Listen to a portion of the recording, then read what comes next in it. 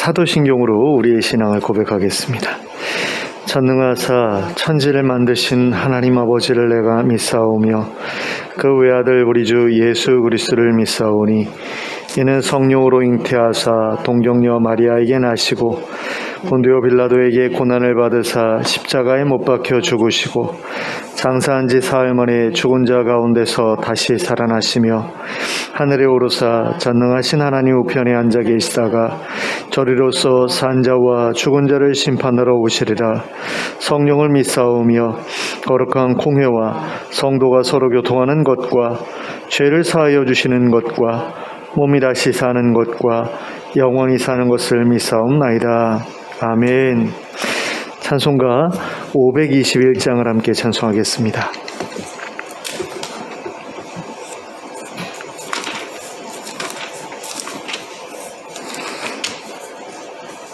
찬송가 521장입니다.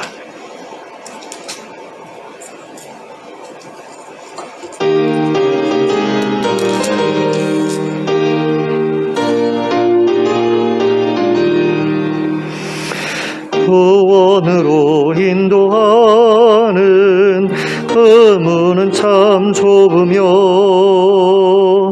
생명으로 인도하는 그 길은 참 험하니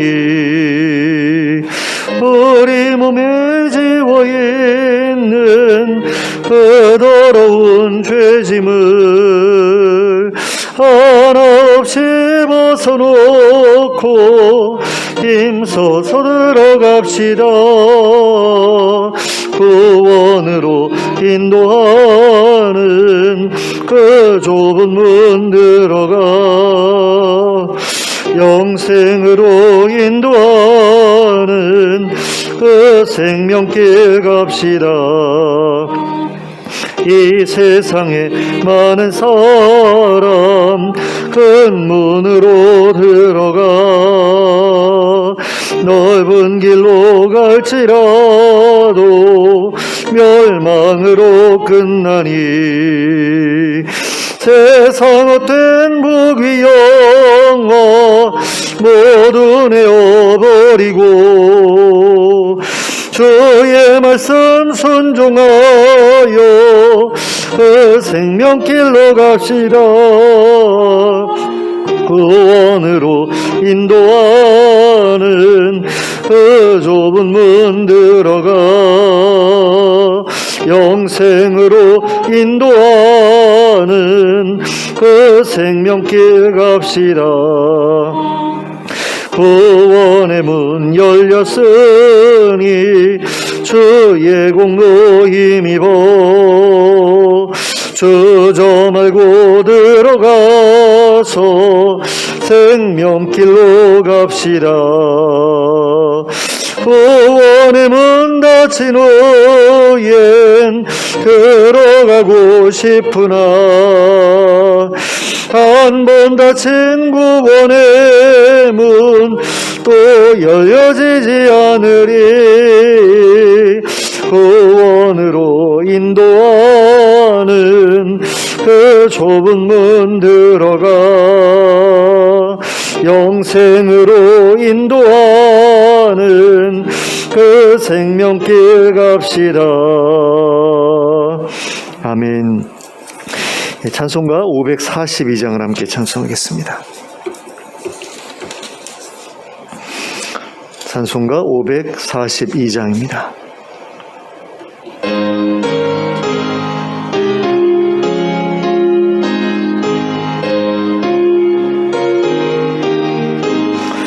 구주 예수 의지함이 심히 기쁜 일일세 영생 허락 받았으니 의심할 수 없도다. 예수 믿는 것은 받은 증거 많도다. 예수 귀한 예수 믿음 더욱 주소서. 주 예수 의지함이 심히 기쁜 일일세. 주를 믿는 나의 마음 그의 피에 적시네. 예수 믿는 것은 받은 증거만 도다. 예수 귀한 예수 믿음 더욱 주소서. 주 예수 의지하여 죄악 벗어버리네. 안위 받고 영생함을 주께 모두 얻었네. 예수 믿는 것은 얻은 증거만 도다. 예수 귀한 예수 믿음 더욱 주소서. 주 예수 의지하여 구원함을 얻었네. 영원 무궁지나도록 주여 함께 하소서. 예수 믿는 것은 받은 증거만 도다. 예수 귀한 예수 믿음 더욱 주소서. 아멘. 오늘 우리에게 주시는 하나님의 말씀은 누가복음 13장 18절부터 30절까지의 말씀입니다. 누가복음 13장 18절부터 30절까지를 함께 합독하도록 하겠습니다. 시작. 그러므로 예수께서 이르시되 하나님의 나라가 무엇과 같을까? 내가 무엇으로 비교할까? 마치 사람이 자기 채소밭에 갖다 심은 겨자씨 한 알 같으니 자라 나무가 되어 공중의 새들이 그 가지에 깃들였느니라. 또 이르시되 내가 하나님의 나라를 무엇으로 비교할까? 마치 여자가 가루 서말 속에 갖다 넣어 전부 부풀게 한 누룩과 같으니라 하셨더라. 예수께서 각 성, 각 마을로 다니사 가르치시며 예루살렘으로부터 여행하시더니 어떤 사람이 여짜오되 주여 구원을 받는 자가 적으니까? 그들에게 이르시되 좁은 문으로 들어가기를 힘쓰라. 내가 너희에게 이르노니 들어가기를 구하여도 못하는 자가 많으리라. 집주인이 일어나 문을 한번 닫은 후에 너희가 밖에 서서 문을 두드리며 주여 열어주소서 하면 그가 대답하여 이르되 나는 너희가 어디에서 온 자인지 알지 못하노라 하리니 그때에 너희가 말하되 우리는 주 앞에서 먹고 마셨으며 주는 또한 우리의 길거리에서 가르치셨나이다 하나 그가 너희에게 말하여 이르되 나는 너희가 어디에서 왔는지 알지 못하노라. 행악하는 모든 자들아 나를 떠나가라 하리라. 너희가 아브라함과 이삭과 야곱과 모든 선지자는 하나님 나라에 있고 오직 너희는 밖에 쫓겨난 것을 볼 때에 거기서 슬피 울며 이를 갈리라. 사람들이 동서남북으로부터 와서 하나님의 나라 잔치에 참여하리니 보라 나중된 자로서 먼저 된 자도 있고 먼저 된 자로서 나중될 자도 있느니라 하시더라. 아멘. 예, 본문 읽으면서 제가 실수한 부분이 몇 군데 있었는데요. 예, 참 이런 실수를 계속하네요. 예루살렘으로부터가 아니라 예루살렘으로 하지요. 예, 그리고 먼저 된 자가 아니고 먼저 될 자. 예, 이 부분을 제가 바로 잡습니다. 자, 오늘 우리가 함께 읽은 본문에는 예수님께서 하나님 나라와 관련해서 말씀하신 내용이 기록되어 있습니다. 그런데 이 말씀의 시작 부분을 보면 그러므로라는 접속 부사로 시작되고 있는 것을 보게 됩니다. 그리고 이 그러므로라는 접속 부사는 앞에서 다루었던 내용과 지금 시작되는 내용이 서로 연결되는 내용이라는 것을 가리키고자 사용되는 접속 부사죠. 하지만 본문에 앞서 기록된 내용은 본문의 내용과 별로 상관이 없습니다. 본문에 앞서 기록된 내용은 예수님이 회당에서 안식일에 18해 동안 병과 귀신 들림으로 인해 고통받던 여인을 고치셨던 사건에 관한 내용인데, 본문의 내용은 하나님 나라의 성장과 하나님 나라에 들어가는 방법에 관한 내용이기 때문에 서로 이렇게 긴밀한 관계가 있다라고 보기는 어렵습니다. 그래서 도대체 무슨 이유로 그러므로라는 접속 부사를 사용한 것인지 궁금해서 이런저런 이제 고민을 하는 가운데 다른 번역본들을 한번 봤거든요. 그랬더니 아예 접속 부사가 없이 예수께서 말씀하셨다라고 번역되어 있는 성경도 있었고, 예수께서 또 말씀하셨다라고 그렇게 번역하고 있는 성경도 있었습니다. 그리고 이 그러므로라고 번역된 단어의 원어는 그리고 또는 그때에라는 단어로 번역하는 것도 가능했습니다. 그런 점에서 여기서 사용된 그러므로라는 단어는 별로 그렇게 중요한 것이 아니다. 앞의 내용과 뒤의 내용이 그렇게 밀접한 관련이 있는 것을 가리키는 게 아니라 그냥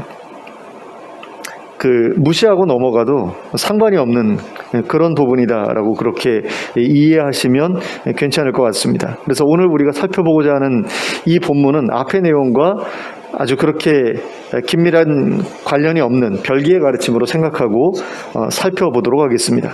자, 먼저 18절과 19절 말씀을 보시기 바랍니다. 여기에서 예수님은 겨자씨가 무척이나 작은 씨이지만 그것이 자라면 공중의 새들이 그 가지에 깃들일 정도로 커진다고 하시면서 하나님 나라의 성장 역시 그와 같다고 하셨습니다. 하나님의 나라도 그 시작은 미약하지만 시간이 지나면 크게 확장될 것이다 라는 거죠.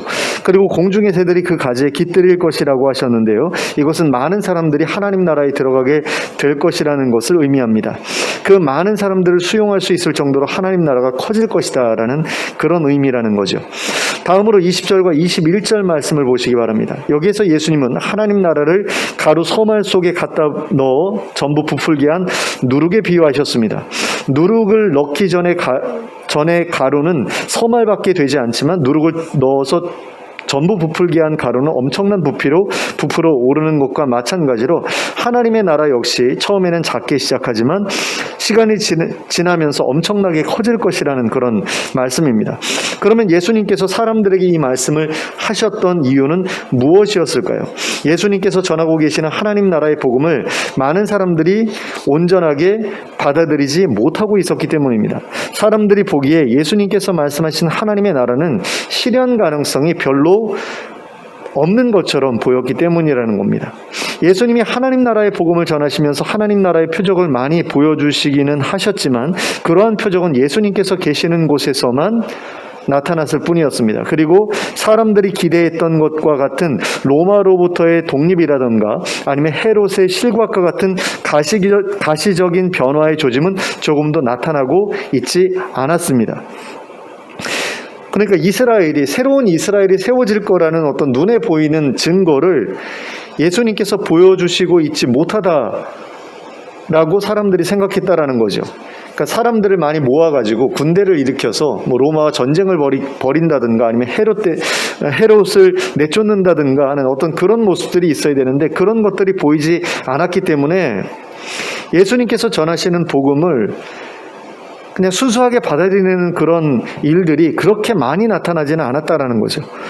그래서 예수님이 전하시는 말씀을 기쁜 마음을 가지고 귀담아 듣기는 했어도 그 약속을 완전하게 믿고 받아들이는 그런 사람들은 소수였다라는 겁니다. 예수님께서 전하시는 소망의 메시지가 귀로 듣기에는 좋았지만 눈으로 보기에는 실현 가능한 일로 보이지 않았기 때문이라는 겁니다. 그래서 예수님께서는 겨자씨와 누룩처럼 처음에는 작게 시작하지만 급격하게 커지고 부풀어 오르는 것을 예로 들어서 하나님 나라 또한 그렇게 어느 순간에 급격하게 커질 것을 말씀하신 것입니다. 그러니까 커진다라기보다는 완성된다라는 것을 말씀하시려고 하셨던 것 같아요. 지금은 가시적인 변화의 조짐이 보이지 않지만 어느 순간에 갑작스럽게 하나님 나라가 세워지고 그 실체를 눈에 볼 수 있을 정도로 확연하게 드러나게 될 테니 소망을 가지고 기다려라 라는 것을 말씀하기 위해서 이 비유를 말씀하셨다라는 겁니다. 그런데 예수님께서는 이러한 가르침을 베푸시고 얼마가 지난 뒤에 또다시 하나님 나라에 대한 또 다른 가르침을 베푸셨습니다. 그 가르침은 예수님께서 여러 성과 마을을 거쳐서 예루살렘을 향해 가실 때에 어떤 사람의 질문에 대해 대답하시는 가운데 말씀하신 가르침이었습니다.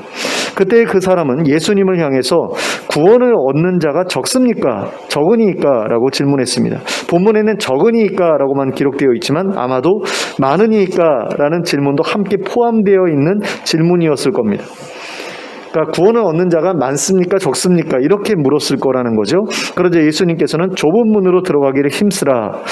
들어가기를 구하여도 못하는 자가 많으리라 라고 말씀하셨습니다. 이것은 하나님 나라에 들어가는 자가 많을 거라는 이야기입니까? 적을 거라는 이야기입니까? 적을 거라는 이야기죠. 그리고 이러한 말씀에 이어 하나님 나라에 들어가고자 하지만 그 문을 통과하지 못한 사람들이 있을 것이라고 말씀하셨는데요. 그들의 반응에 대해서 말씀하신 것을 우리가 볼 수 있습니다. 먼저 25절 말씀입니다. 집주인이 일어나 문을 한번 닫은 후에 너희가 밖에 서서 문을 두드리며 주여 열어주소서 하면 그가 대답하여 이르되 나는 너희가 어디에서 온 자인지 알지 못하노라 하리니. 자, 여기서 집주인은 누구를 가리킵니까? 예수님을 가리키죠. 사실 하나님을 가리킨다 라고 보고 싶은데 뒤에 이어지는 그 내용들, 주여라든가 주께서 우리 앞에서 가르치셨습니다라는 그런 내용들을 근거로 보면 이 집주인은 하나님이라기보다는 예수님을 가리키는 것으로 보는 게 더 정확하죠. 그리고 일어나 문을 닫았다는 것은 어떤 사람들이 하나님 나라에 들어오는 것을 합당치 못하다고 판단하셔서 금하셨다는 말씀입니다. 그리고 그때 그들은 문 밖에 서서 문을 두드리면서 주여 열어주소서라고 할 것이라고 하셨습니다. 그런데 그들이 예수님을 향해서 주여라고 부르고 있는 것을 보면 이 사람들은 예수님을 믿었던 사람들이 분명하죠. 그러니까 기독교인들이었다라고 볼 수 있다라는 겁니다. 그런데 예수님은 여기에서 그 사람들을 너희라고 부르고 계십니다. 이것은 그 일이 그 자리에서 예수님께 말씀을 배우고 있었던 바로 그 사람들에게도 벌어질 수 있는 일이라는 말씀입니다. 내 앞에서 내 말을 듣고 있는 너희들 가운데에도 하나님 나라에 들어가지 못할 사람들이 분명히 있을 것이다 라는 그런 말씀인 거죠. 그리고 그때 너희가 나에게 하나님 나라에 들어가게 해달라고 요청하면 나는 너희를 향해서 나는 너희가 어디에서 온 자들인지 알지 못한다라고 대답할 것이라고 말씀하셨습니다. 그러니까 그 자리에 있었던 사람들에게는 굉장히 충격적인 말씀이었을 것이라는 생각이 들어요. 그리고 여기에 덧붙여 말씀하시기를 그때 너희는 나와 친분이 있었다는 것을 근거로 삼아서 하나님 나라에 들어가게 해달라고 다시금 요청할 것이라고 말씀하셨습니다. 26절 말씀입니다. 그때 너희가 말하되 우리는 주 앞에서 먹고 마셨으며 주는 또한 우리를 길거리에서 가르치셨나이다. 자, 주 앞에서 먹고 마셨다라는 게 무슨 의미입니까? 함께 식사를 했다라는 거죠. 그리고 유대인들에게 있어서 함께 먹고 마셨다, 함께 식사했다라는 것은 굉장히 친밀한 관계였다라는 것을 의미합니다. 바리새인들은 죄인들하고 식사 같이 안 했잖아요. 장녀하고도 식사 같이 안 했죠.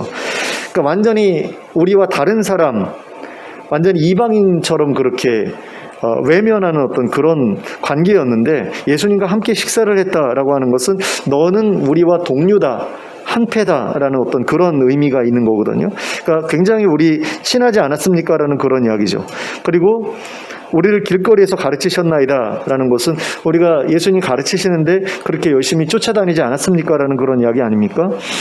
그것을 근거로 해서 우리에게도 하나님 나라에 들어갈 수 있는 그런 권리를 주십시오라고 요청을 할 때에 어떤 대답이 돌아올 것이라고 말씀을 하시냐면 27절에 그가 너희에게 말하여 이르되 나는 너희가 어디에서 왔는지 알지 못하노라 행악하는 모든 자들아 나를 떠나가라 하리라 이렇게 말씀을 하셨습니다. 이 말씀을 의미하는 것이 무엇입니까? 너희가 내 앞에서 먹고 마셨던 거, 우리가 함께 식사했던 거, 그거 별로 의미 없는 일이다라는 거죠.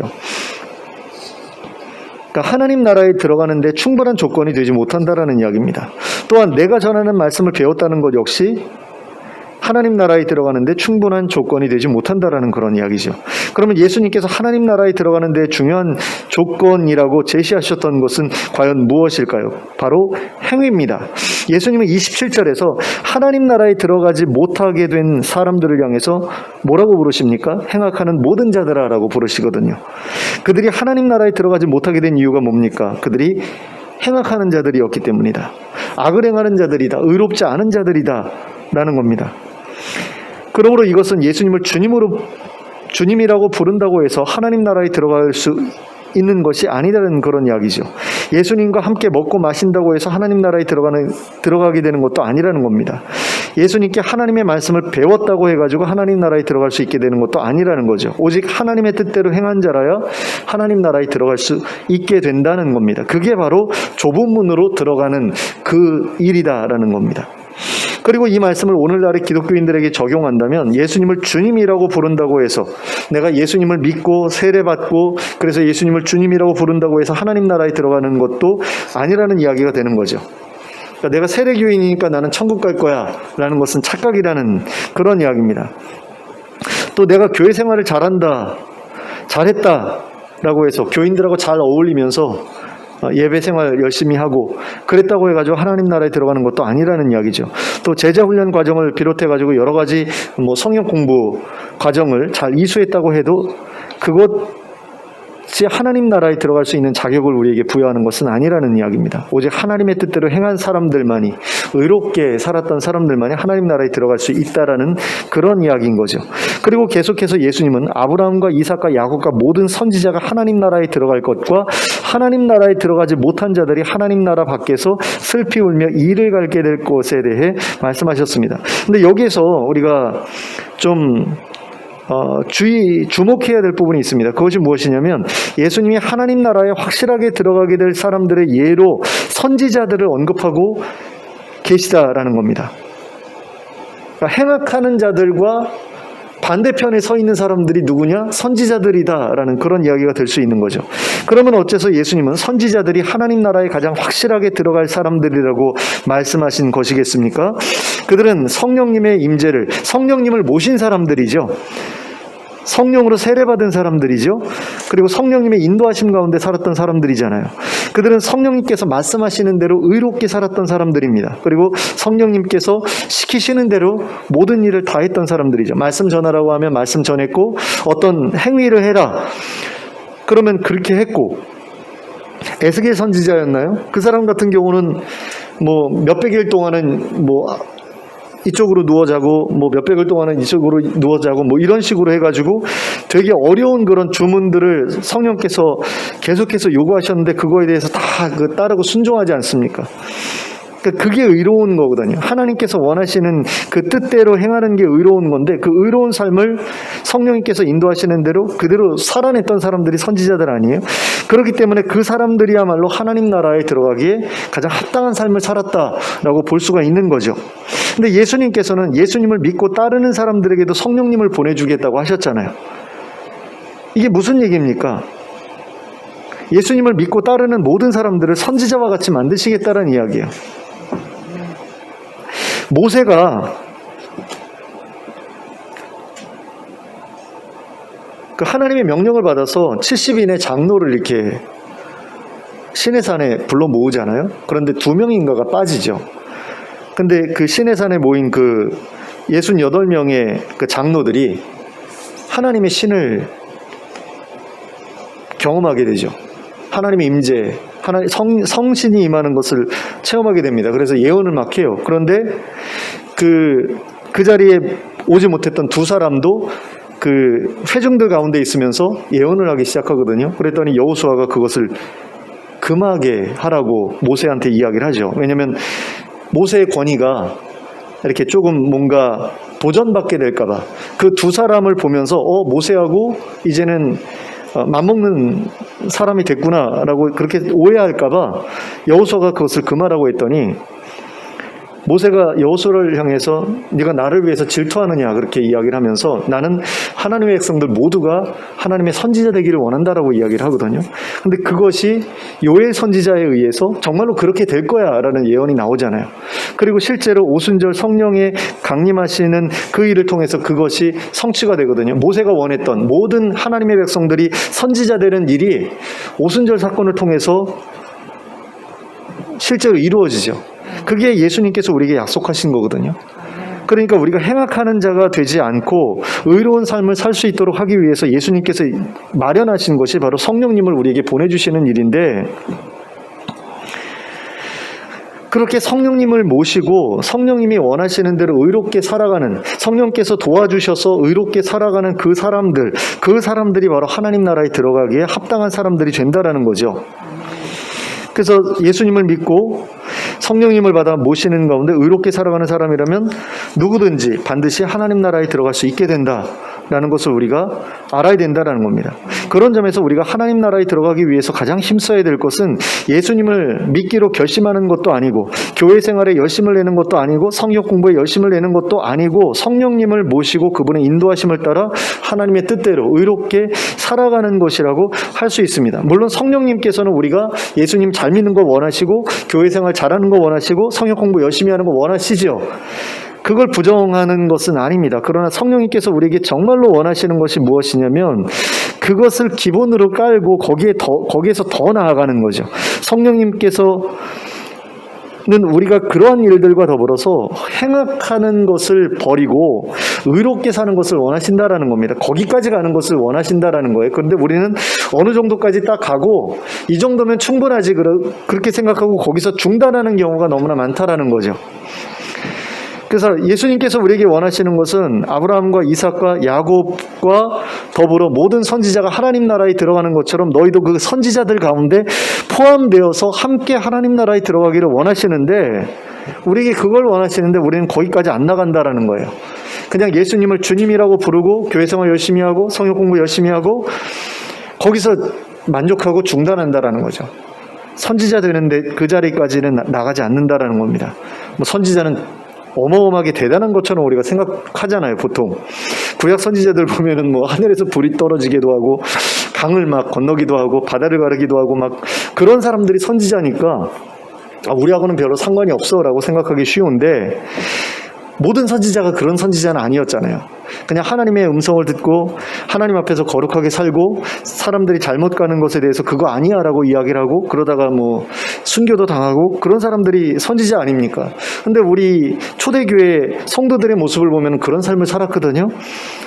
그러니까 그런 걸 우리에게 원하시는데 거기까지 나아가지 않으려고 한다라는 거죠. 그건 목사나 선교사나 그 정도 되는 사람들이나 그렇게 살면 되는 거고, 우리는 아니야 라고 생각하고 그냥 예수님께서 하나님 나라에 들어가기에 합당한 어떤 그런 조건이라고 생각하시는 그 수준까지 가지 못하고 그냥 그게 있어도 별로 그렇게 중요하지 않아 라고 생각하는 그 지점에서 멈춘다라는 거죠. 그래서 예수님께서 나는 너희를 모른다 라고 말씀하셔도 할 말이 없는 그 정도에 우리는 머무르고 말 때가 많다라는 겁니다. 그래서 예수님을 믿고 교회 생활 열심히 하고 성역 공부 열심히 하는 사람들 중에도 행악하는 사람들이 많다라는 게 현대 교회의 문제라는 겁니다. 교회에서는 참으로 훌륭한 신앙인처럼 보이는데 막상 가정이나 사회에서는 그렇게 못된 사람일 수가 없는 그런 사람들이 교회 안에 수두룩하다라는 거죠. 2021년이에요. 벌써 2년이 됐네요. 1월 달에 정인이라는 아이가 양부모에게 살해당했던 사건이 있었죠. 그 양부모는 두 사람 다 목사의 아들과 딸이었는데요. 이 두 사람 모두 교회에서 훌륭한 신앙인으로 살아가고 있었던 사람들이었습니다. 인정받고 있었던 사람들이에요. 그런데 자기가 입양한 딸을 그렇게 무참하게 폭행해서 사망하게 만들었죠. 그 부검을 해봤더니 췌장이 끊어져 있었대요. 근데 췌장 위치가 이 등뼈 안쪽에 있거든요. 깊숙이 있어요. 배 이 앞부분에 있는 게 아니라 뒷부분에 있어요. 근데 그게 끊어질 정도였으면 얼마나 때렸다라는 이야기예요. 근데 목사의 가정에서 자란 사람들이 이런 삶을 산다라고 한다면 그냥 평범한 일반 기독교인들 가운데에도 이와 비슷한 기독교인들이 적지 않을 거라는 것을 우리가 충분히 예측할 수 있잖아요. 그런 점에서 자기들 스스로에 대해서 우린 예수님도 잘 믿었고 교회 생활 잘했고 성역 공부도 열심히 했으니까 죽어서 하나님 나라에 충분히 들어가겠지라고 생각하는 사람들 가운데 실제로 하나님 나라에 들어갈 사람들은 굉장히 적을 수 있겠다라는 그런 생각을 우리가 하지 않을 수 없다라는 겁니다.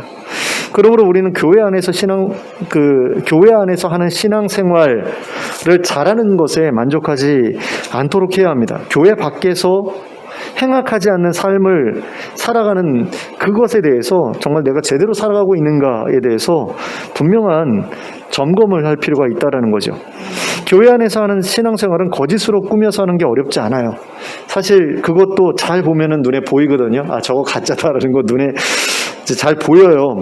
상담 공부하고 뭐 심리학 공부하고 그러다 보면 사람들이 이렇게 방어 기제라고 해가지고 이렇게 그 드러내는 것들을 이제 예민하게 이렇게 볼 수 있게 되는데, 그런 거 확인하다 보면 아, 저거 가짜구나라는 거 눈에 보이거든요. 근데 교회 밖에서 하는 신앙생활은 잘 꾸미지 않잖아요. 꾸며서 하는 사람도 있지만 잘 꾸미지 않다 보니까 쉽게 눈에 들어오고요.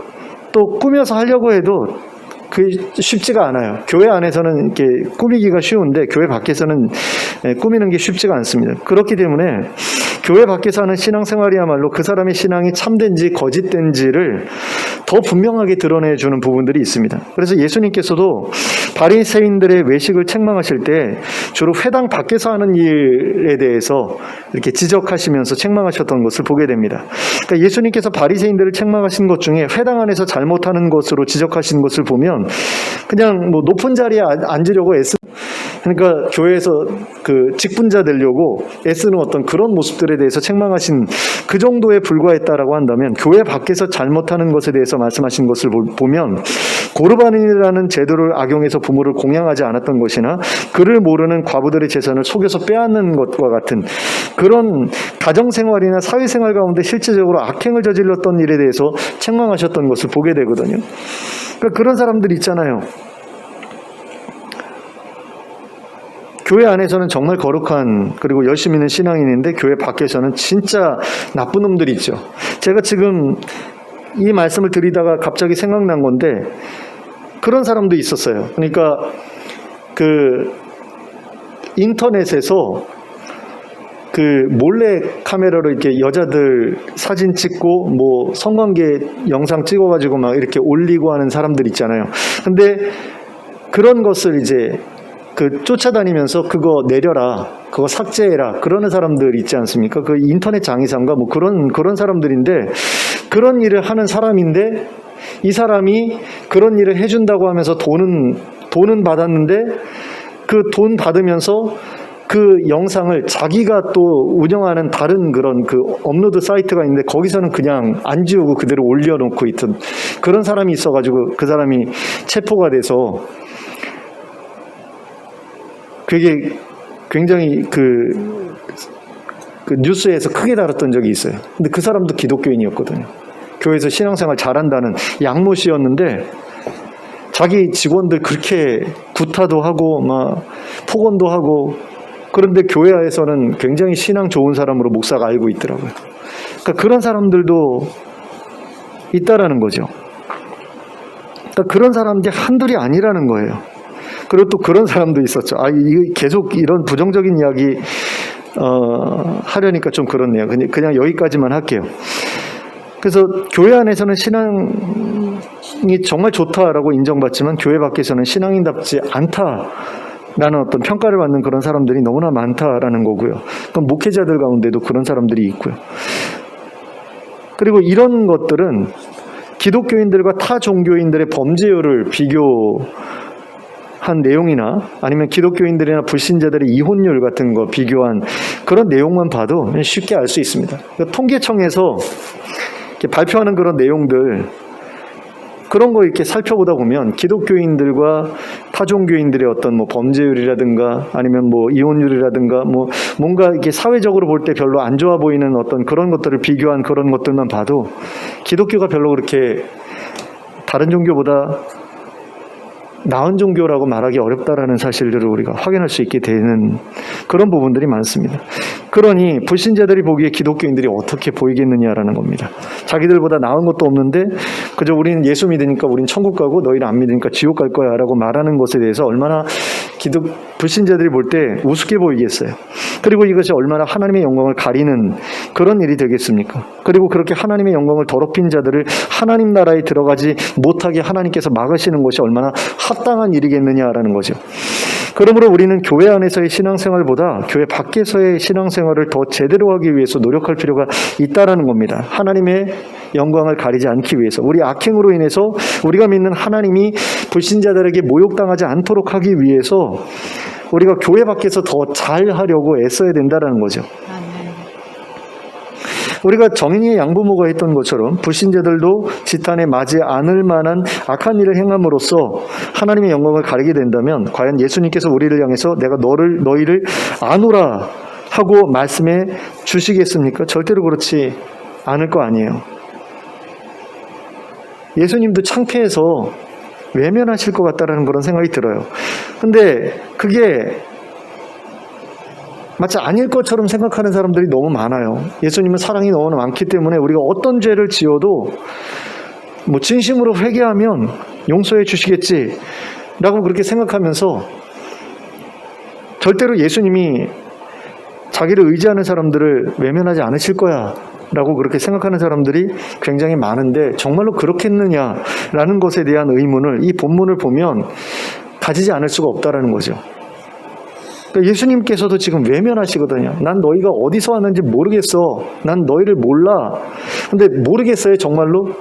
예수님께서 정말 몰라서 이런 말씀을 하시는 걸까요? 예수님께서 정말로 이 사람들을 몰랐을까요? 같이 식사를 했고 가르칠 때마다 따라다니고 했는데 정말로 이 사람들 모르시겠습니까?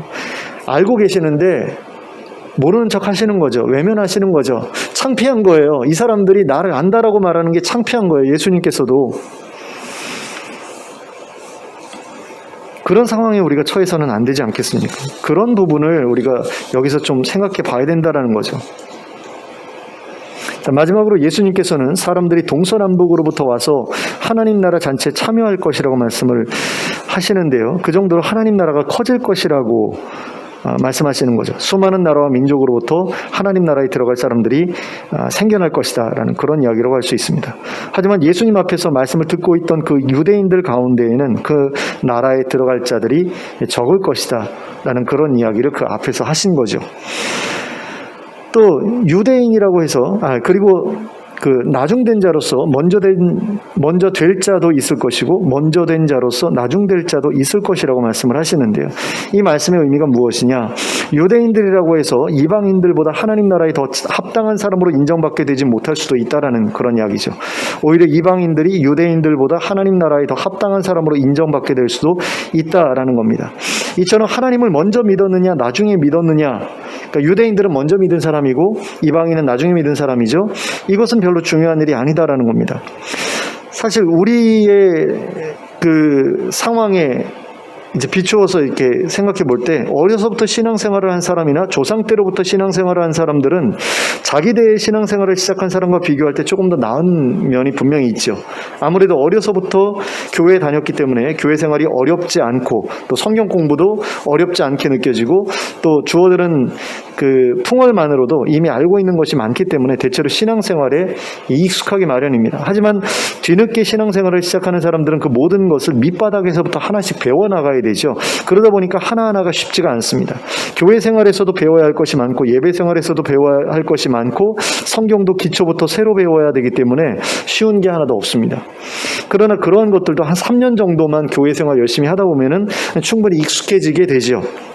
그리고 그 다음부터는 자기가 배운 것들을 어떻게 살아내느냐 하는 것에 따라서 그 신앙의 수준 차이가 나타나게 됩니다. 먼저 믿은 사람보다 뒤늦게 믿은 사람이 더 훌륭한 믿음, 더 아름다운 열매를 맺게 되기도 합니다. 그리고 이러한 신앙 수준의 역전 현상은 먼저 믿은 사람이 자기의 수준에 만족해서 더 이상 아무런 노력을 하지 않고 현상 유지에 머무르게 될 때 주로 나타나게 됩니다. 그러니까 신앙의 진보라는 것은 계속해서 노력하면 노력하는 만큼 변화로 나타나게 되어 있다라는 겁니다. 그런데 늦게 믿은 사람이 더 아름다운 어떤 그런 삶의 모습, 또 성령의 열매, 의로운 삶 이런 것들을 이제 드러내는 것은 먼저 믿은 사람들이 정체되어 있을 때, 더 이상 노력하지 않을 때, 만족하고 주저앉아 있을 때, 그럴 때 나타나게 된다라는 겁니다. 근데 먼저 믿은 사람이 아름다운 열매를 맺어가고 있는 가운데 이러한 역전 현상을 겪게 된다? 그건 그렇게 큰 문제가 아니죠. 진짜 문제는 아무런 열매도 맺지 못하고 있으면서도 그 자리에 주저앉아 있는 겁니다. 그래서 다른 사람들보다 못한 수준에서 인생을 마치게 되면 이게 문제가 되는 거죠. 열매도 맺지 못했는데 악행에서 벗어나지도 못한 그래서 의로운 삶의 어떤 그런 모습들이 전혀 없는 가운데 인생을 마치게 된다. 이건 정말로 큰 문제라는 겁니다. 이런 사람들이야말로 예수님께서 하나님 나라 문 앞에서 외면하셔도 할 말이 없는 그런 사람들인 거죠. 그러니까 하나님은 먼저 하나님을 버리지 않는 한 자기 백성을 절대로 버리지 않는다라고 우리는 생각하잖아요. 그런데 예수님을 부끄럽게 만들고 하나님을 부끄럽게 만드는 그런 악행을 저지르는 그런 삶을 살고 있으면서도 전혀 그거에 대해서 부끄러워하지 않는 사람이 있다라고 한다면 그 사람은 하나님을 버린 적은 없더라도 버린 것과 마찬가지인 거죠. 버린 것보다 더 못한 게 아닐까요? 그러니까 하나님을 창피하게 만드는 그런 일을 하느니 차라리 나를 버려줘라고 말씀하시지 않을까. 그런 사람으로 살아서는 안 되는데 늦게 믿은 사람들보다 한참 뒤처지다가 하나님 나라 문 앞에서 예수님께 나는 너를 모른다라는 말씀까지 듣게 된다면 그건 얼마나 부끄럽고 후회스러운 일이 되겠습니까? 그러니까 이 일을 갈 수밖에 없는 거죠. 그러므로 성령의 열매를 맺는 일에 있어서 절대로 게으르지 않도록 주의할 필요가 있습니다. 늦게 믿은 사람들보다 성령의 열매가 모자란 삶을 살지 않게 되도록 우리가 많은 그런 노력들을 좀 기울일 필요가 있습니다. 그래서 예수님 앞에 갔을 때 하나님 나라 문 앞에서 외면당하는 그런 일을 우리가 절대로 겪지 않았으면 좋겠습니다. 특히 교회 안에서의 신앙생활뿐 아니라 교회 밖에서의 신앙생활에 문제가 없는 우리가 될 수 있길 바랍니다. 교회 생활만이 아니라 가정생활과 사회생활에서도 악행에서 온전히 벗어난 삶을 살아가는 우리가 될 수 있길 바랍니다. 그래서 의로운 삶으로 하나님을 영화롭게 할 수 있었으면 좋겠습니다. 그래서 하나님 나라 들어갈 때 그 좁은 문으로 충분히 통과에 들어갈 수 있는 저와 여러분 될 수 있기를 예수 그리스도의 이름으로 축원합니다. 기도하겠습니다. 사랑의 하나님 아버지, 예수님께서 우리에게 좁은 문으로 들어가라고 하셨는데 그 좁은 문이 바로 악행을 버리고 의롭게 살아가는 삶이라는 사실을 본문을 보면서 우리가 생각해 보았습니다. 하나님, 많은 사람들이 예수님을 주님으로 영접하고 또 교회 생활 잘하고 성경 공부 열심히 하고 그래서 교회 생활에 아무런 문제가 없으면 하나님 나라에 들어갈 수 있을 거라고 생각하는 그런 것이 오늘날 대부분의 기독교인들이 가지고 있는 생각이 아닌가 합니다. 그러나 그런 생각을 가지고 살아가는 것, 거기에서 만족하는 것이 하나님 나라 들어가기에 충분치 못하다라는 사실을 오늘 말씀을 통해서 우리가 깨달았습니다. 하나님, 우리가 정말로 악행에서 벗어날 수 있기를 원합니다. 참으로 의로운 삶을 살아갈 수 있기를 원합니다. 선지자들이 그랬던 것처럼 성령님의 인도하심을 받아서 또 성령님의 도우심을 힘입어서 하나님 모든 악에서 벗어나서 정말 의롭고 거룩한 그런 삶을 살아낼 수 있기를 원합니다. 그래서 우리의 삶이 절대로 하나님을 부끄럽게 하는 그런 삶이 되지 않을 수 있기를 원합니다. 예수님조차도 외면하고 싶을 정도로 하나님 악한 짓을 저지르면서 여전히 나는 기독교인이라, 나는 하나님 나라 들어가기에 충분하다라고 그렇게 착각하는 그런 기독교인들이 얼마나 많은지 모르겠습니다. 그러나 그런 사람들 모두가 하나님 나라 문 밖에서 거절당할 것을 예수님께서 분명하게 선언하셨는데 이 선언의 엄중함을 우리가 깨닫게 되기를 원합니다. 또한 두려워하기를 원합니다.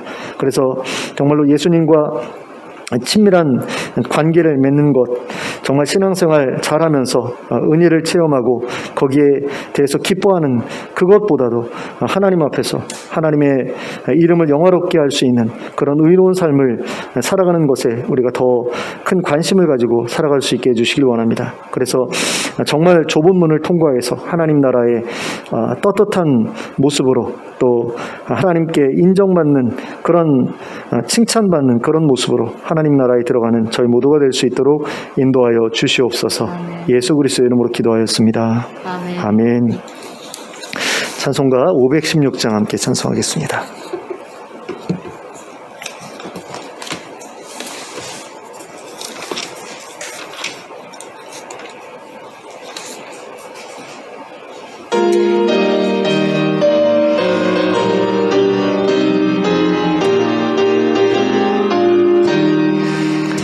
옳은 길 따르라 의의 길을 세계 만민의 참된 길 이 길 따라서 살기를 온 세계에 전하세 만 백성이 나갈 길 어두운 밤 지나고 동튼다 환한 빛 보아라 저 빛 저 예수의 나라 이 땅에 곧 오겠네 오겠네 주 예수 따르라 승리의 주 세계 만민이 나갈 길과 진리요 참 생명 내 창검을 부수고 다 따르러와 평강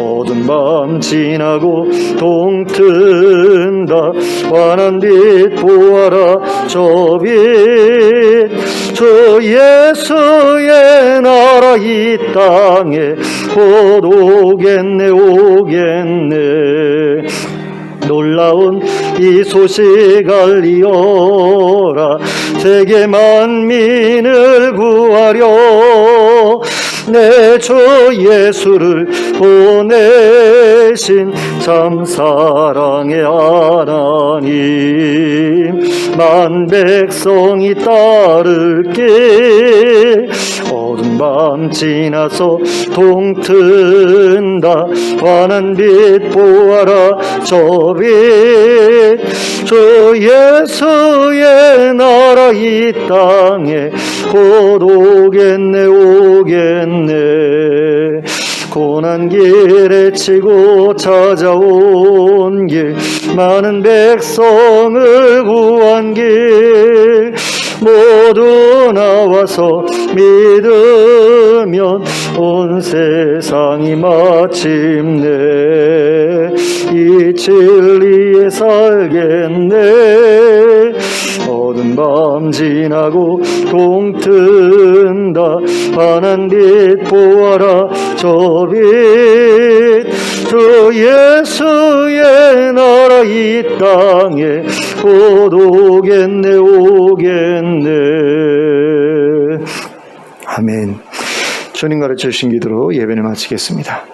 하늘에 계신 우리 아버지여 이름이 거룩히 여김을 받으시오며 나라가 임하시오며 뜻이 하늘에서 이루어진 것 같이 땅에서도 이루어지이다.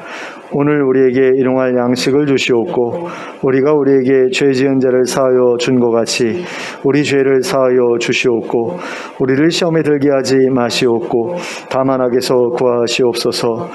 나라와 권세와 영광이 아버지께 영원히 있사옵나이다. 아멘.